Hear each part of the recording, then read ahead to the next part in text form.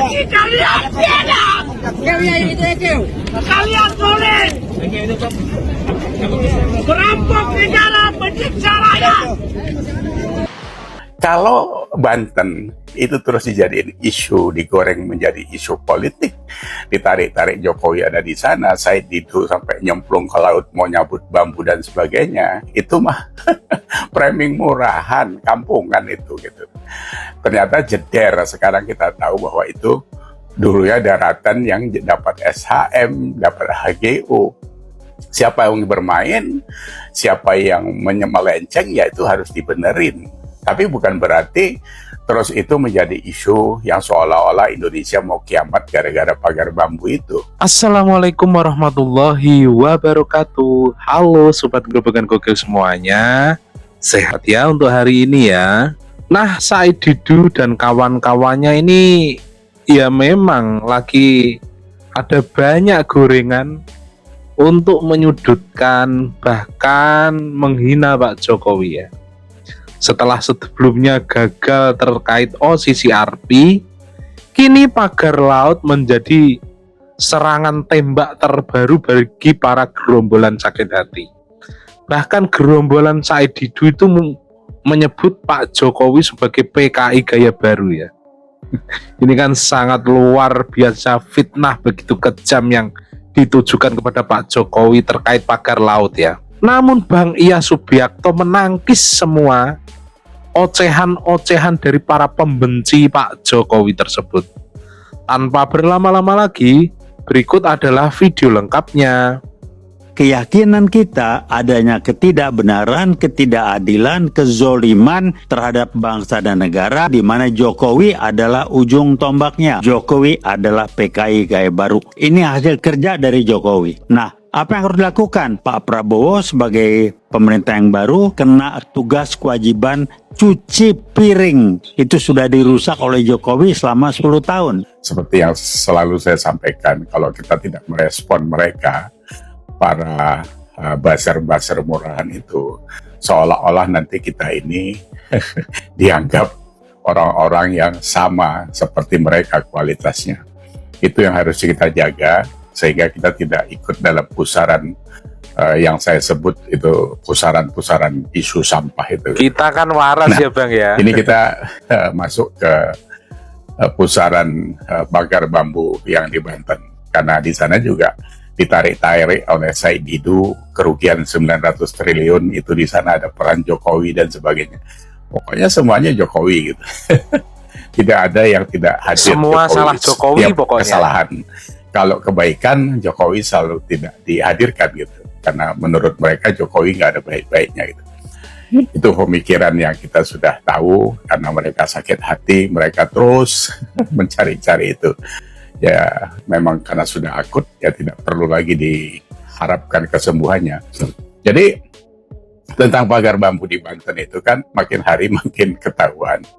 Ternyata itu sudah ada sejak tahun 82. Nah lo, HGB-nya, SHM-nya itu tahun 94. Menyusul kemarin juga di Sidoarjo ada yang sudah sejak tahun 96. Sorenya kemarin juga ada dari dari Sumeneb yang sudah menjadi SHM full gitu kan. Nah, kabar yang terbaru adalah bahwa itu dulu semuanya daratan, ya kan? Jadi kalau daratan terus sekarang dari laut, itu kan karena abrasi. Harusnya bersyukur kalau itu mau diuruk dan bisa dibeli oleh pengembang. Katakanlah kan nama Aguan terseret-seret terus di situ. 9 Naga, Aguan ini kan selalu dihadirkan sebagai orang-orang yang dianggap zolim terus gitu kan. Padahal mereka tidak menghitung atau pura-pura tidak tahu peran 9 Naga di Indonesia ini tidak bisa dilepas dari kehadiran kita-kita juga gitu. Karena mereka sebagai pengusaha dengan segala macam usahanya, sejak zaman Pak Harto juga kan, mereka ya dengan cara-cara mereka lah bisa mengerahkan aparat dan sebagainya. Itu sudah menjadi rahasia umum.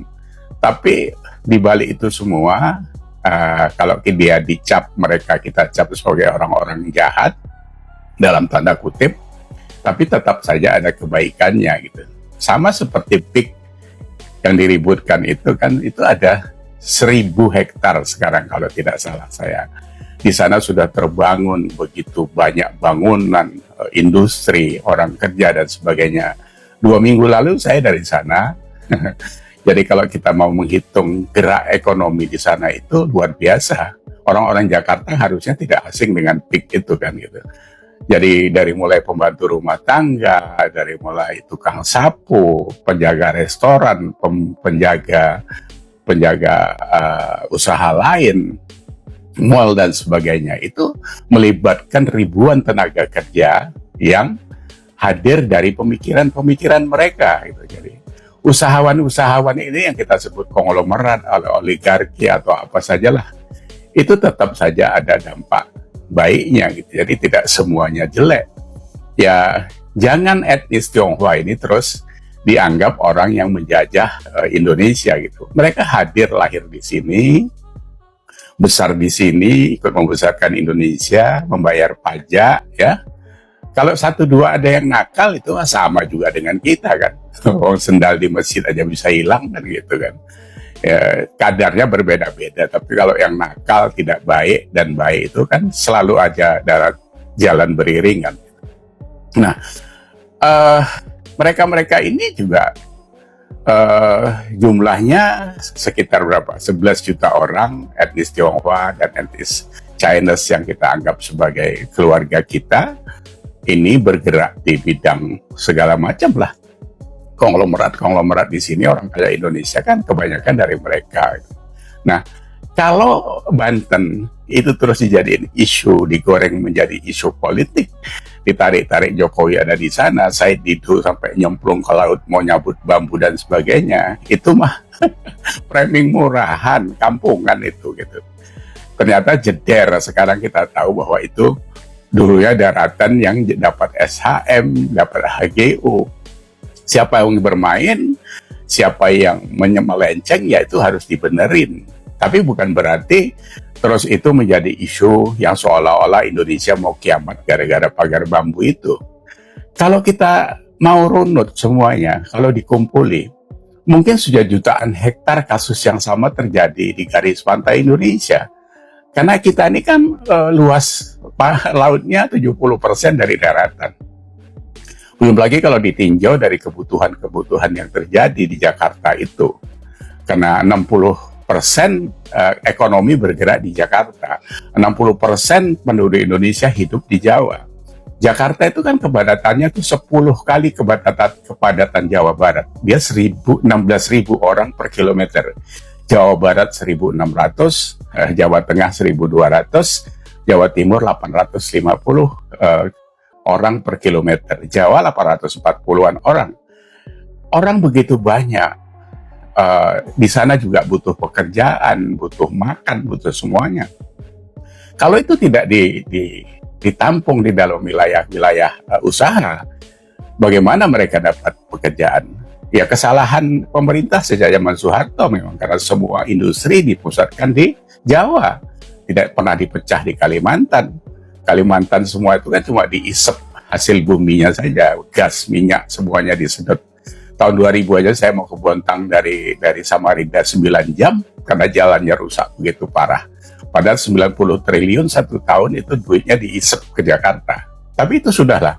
Jadi kembali lagi kepada apa yang terjadi di Laut Banten itu diselesaikan saja baik-baik, nggak usah gebrak-gebrak meja orang-orang DPR itu.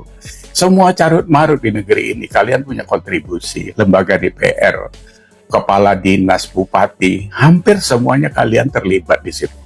Tinggal kadarnya aja masing-masing seperti apa. Kan kita tahu mau jadi anggota DPR RI, kata Deddy Sitorus harus butuh 30-40 miliar, ya cari duitnya ya di sekitaran itu juga. Itu juga sudah menjadi rahasia umum. Kita juga tidak bisa sekarang ini membalik tangan untuk menghilangkan itu semua. Semuanya kita maklum.